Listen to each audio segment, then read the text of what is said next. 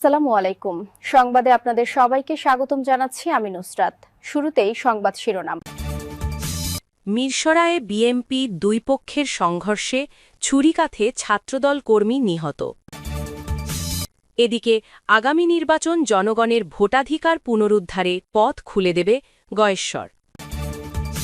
এরপর থাকছে খুব শীঘ্রই আমাদের নেতা দেশে আসবেন, মির্জা ফখরুল। সর্বশেষ বিএমপির মনোনয়ন না পেয়ে পদত্যাগ, পেলেন এনসিপির টিকিট। শুনছিলেন সংবাদ শিরোনাম, এখন বিস্তারিত। তার আগে ছোট্ট একটি আবেদন, যদি আপনি সত্য জানতে আগ্রহী হন, যদি অন্যায়ের বিরুদ্ধে নির্ভয়ে কথা বলতে চান, আর যদি ভোটাধিকার মূল্য বোঝেন, তাহলে আমাদের চ্যানেলটি সাবস্ক্রাইব করুন।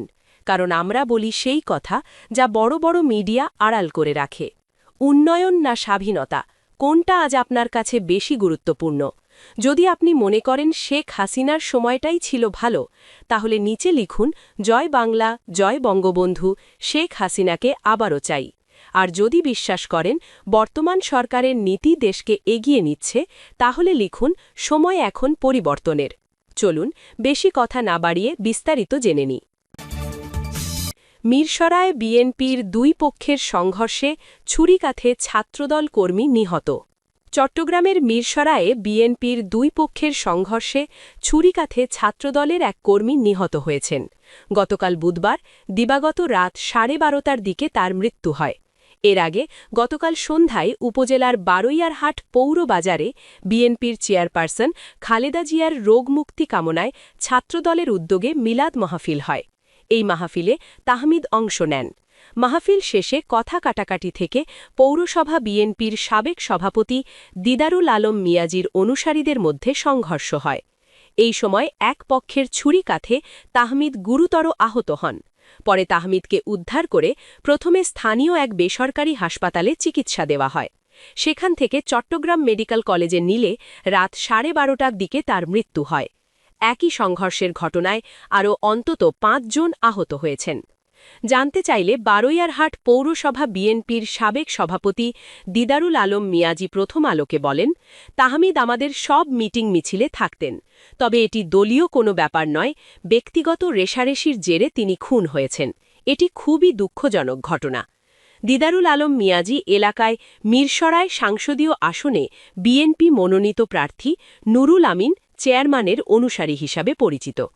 জানতে চাইলে নুরুল আমিন প্রথম আলোকে বলেন, তাহমিদ হত্যাকাণ্ড বিএনপির অন্তঃকোন্দল বা দলীয় কোনো বিষয় নয়।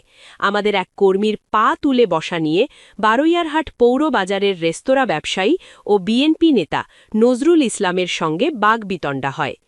এই বাগবিতণ্ডা থেকেই দুটি গ্রামের লোকজনের মধ্যে সংঘর্ষ গড়ায়। সেই সংঘর্ষে তাহমিদ নিহত হয়। কিছুদিন আগে ছেলেটি ছাত্রদলের সঙ্গে যুক্ত হতে আমার কাছে এসেছিল। আমি তাকে দিদারুল আলম মিয়াজির সঙ্গে যোগাযোগ করতে বলেছিলাম। এ বিষয়ে জানতে চাইলে জোরারগঞ্জ থানার ভারপ্রাপ্ত কর্মকর্তা কাজী নাজমুল হক বলেন, গতকাল বিএনপির কিছু নেতাকর্মীর মধ্যে কথা কাটাকাটি ও পাল্টাপাল্টি ধাওয়ার ঘটনা ঘটেছে। সেখানে দু-একজন আহত হয়েছেন বলে শুনেছিলাম। পরে আহত ব্যক্তিদের মধ্যে তাহমিদ নামের একজন চিকিৎসাধীন অবস্থায় মৃত্যু হয়েছে। পুরো ঘটনা তদন্ত করে আমরা দেখছি। এদিকে আগামী নির্বাচন জনগণের ভোটাধিকার পুনরুদ্ধারের পথ খুলে দেবে গয়েশ্বর। বিএনপির স্থায়ী সমিতির সদস্য ও ঢাকা ৩ কেরানীগঞ্জ আসনে ধানের শীষের প্রার্থী গয়েশ্বর রায় বলেন, সুষ্ঠু ও নিরপেক্ষ নির্বাচন ছাড়া রাষ্ট্রের মালিকানা জনগণের কাছে ফিরিয়ে দেওয়ার কোনো বিকল্প নেই। দীর্ঘ ১৭ বছর জনগণ প্রকৃত ভোটাধিকার থেকে বঞ্চিত ছিল। গণতন্ত্র টিকিয়ে রাখতে হলে জনগণের অংশগ্রহণ অপরিহার্য। বুধবার বিকেলে কেরানীগঞ্জের জিঞ্জিরা ইউনিয়নের বিভিন্ন পাড়া মহল্লায় নির্বাচন গণসংযোগকালে তিনি এসব বলেন। গয়েশ্বর রায় বলেন, দেশের রাজনৈতিক পরিবর্তনের মূল শক্তি হল জনগণ। জনগণ জেগে উঠলে কোনো শক্তিই তাদের গণতান্ত্রিক অধিকার দমন করতে পারে না। আগামী ফেব্রুয়ারির প্রথম সপ্তাহে বাংলাদেশে একটি ঐতিহাসিক নির্বাচন অনুষ্ঠিত হবে, যা জনগণের ভোটাধিকার পুনরুদ্ধারের পথ খুলে দেবে। তিনি আরও বলেন, গত ১৭ বছর জনগণ আওয়ামী সরকারের কঠোর নিয়ন্ত্রণ ও রাজনৈতিক দমনপীড়নের মধ্যে ছিল। এ সময়ে তারা ভোটাধিকার প্রয়োগ করতে পারেননি। যদি মানুষ তাদের ভোটাধিকার প্রয়োগের সুযোগ পায় তাহলে নির্বাচনের মাধ্যমেই জনগণ বিএনপিকে আবারও রাষ্ট্র পরিচালনার সুযোগ দেবে। আসন্ন নির্বাচনে ধানের শীষের পক্ষে সবাইকে ঐক্যবদ্ধ হওয়ার আহ্বান জানিয়ে গয়েশ্বর বলেন, প্রতিটি ঘরে ঘরে ধানের শীষের সালাম পৌঁছে দিতে হবে। তারেক রহমানের সালাম, দেশনেত্রী খালেদা জিয়ার সালাম। ভেদাভেদ ভুলে ধানের শীষের বিজয় নিশ্চিত করতে হবে। গণসংযোগে দক্ষিণ কেরানীগঞ্জ থানা বিএনপির সাধারণ সম্পাদক মোজাদ্দেদ আলী বাবুসহ স্থানীয় বিএনপি ও অঙ্গ সংগঠনের বিভিন্ন পর্যায়ের নেতাকর্মীরা উপস্থিত ছিলেন। সর্বশেষ, খুব শীঘ্রই আমাদের নেতা দেশে আসবেন, মির্জা ফখরুল। নির্বাচনের তফসিল ঘোষণার প্রাক্কালে তারেক রহমানের খুব শীঘ্রই দেশে ফেরার বার্তা দিয়েছেন বিএনপির মহাসচিব মির্জা ফখরুল। তিনি বলেছেন, আজকে যেহেতু বাংলাদেশের সব কর্মী এখানে উপস্থিত আছেন, আমাদের নেতৃবৃন্দ উপস্থিত আছেন, আমি আপনাদেরকে জানাতে চাই খুব শীঘ্রই আমাদের নেতা দেশে আসবেন। বৃহস্পতিবার সকালে ফার্ম গেটের কৃষিবিদ ইনস্টিটিউট মিলনায়নে বিএনপির উদ্যোগে দেশ গড়ার পরিকল্পনার সূচনা কর্মসূচির কর্মশালায় তিনি এসব বলেন। তিনি বলেন, আমাদের নেতা যেদিন আসবেন, যেদিন বাংলাদেশে পা দেবেন, সেদিন যেন সমগ্র বাংলাদেশ কেঁপে ওঠে। এই কথাটা আপনাদের মনে রাখতে হবে। পারবেন তো? সেই দিন আমরা গোটা বাংলাদেশের চেহারাকে বদলে দিতে চাই। মির্জা ফখরুল বলেন, আমরা সামনের দিকে এগোতে চাই, প্রগতির দিকে এগোতে চাই। আমরা বাংলাদেশকে একটা মর্যাদার আসনে প্রতিষ্ঠিত করার জন্য আমাদের নেতার যে চিন্তাভাবনা তাকে বাস্তবায়িত করার জন্য সামনের দিকে এগিয়ে যেতে চাই। তিনি বলেন, এখন সংগ্রাম ও লড়াই হচ্ছে আমাদের এই নির্বাচনে জয়লাভ করার সংগ্রাম। এই নির্বাচনে আমাদের পুরোপুরিভাবে জয়লাভ করতে হবে, যাতে করে আমরা বাংলাদেশকে সামনে এগিয়ে যাওয়ার সুযোগ পাই। অনেক বাধা আসবে, অনেক বিপত্তি আসবে, আমাদের বিরুদ্ধে অনেক প্রচারণা হতে থাকবে, কিন্তু এই সবগুলোকে কাটিয়ে উঠে আমরা মাথা উঁচু করে দাঁড়াতে চাই। বিএনপি কোনোদিনই পরাজিত হয়নি, পরাজিত হবে না।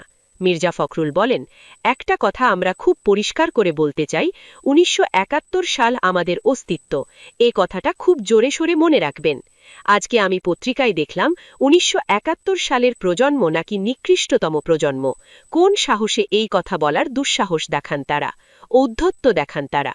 তিনি বলেন, আজকে আমাদের রুহুল কবির রিজভী সাহেব এখানে বলেছেন যে পেছন থেকে অন্ধকারের মধ্য দিয়ে একটা কালো থাবা বেরিয়ে আসছে কিনা, আরেক ফ্যাসিবাদ অন্য দিক থেকে আমাদের ওপরে চেপে বসতে চাইছে কিনা, আজকে মানুষকে বিভ্রান্ত করে এবং দুর্ভাগ্যজনকভাবে আমাদের প্রিয় ধর্মকে ব্যবহার করে তারা আজকে বাংলাদেশের মানুষকে বিভ্রান্ত করতে চাইছে কিনা, সেই শক্তির বিরুদ্ধে আমাদেরকে রুখে দাঁড়াতে হবে। তিনি আরও বলেন, আজকে এখানে যেসব আলোচনা হবে শুধু শুনবেন আর নোট নিলেই হবে না, এগুলোকে জনগণের সামনে উপস্থাপিত করতে হবে যে আমরা এই কাজগুলো করতে চাই। এটাই যদি আপনারা করেন তাহলে নিশ্চয়ই জনগণ আপনাদের দিকে আকৃষ্ট হবে। আপনাদের জনগণকে উইন ওভার করতে হবে। একই সঙ্গে দলের চেয়ারপারসন বেগম খালেদা জিয়ার আশু আরোগ্য কামনায় দোয়া চান বিএনপি মহাসচিব। দেশ গড়ার পরিকল্পনা শীর্ষক কর্মসূচির বাস্তবায়ন কমিটির আহ্বায়ক দলের সিনিয়র যুগ্ম মহাসচিব রুহুল কবির রিজভীর পদ্ধত্যবর্ষণে এবং যুগ্ম মহাসচিব হাবিব উন নবী সোহেলের সঞ্চালনায় অনুষ্ঠানটি অনুষ্ঠিত হয়। বিকেলে প্রধান অতিথি হিসাবে বক্তৃতা রাখবেন তারেক রহমান।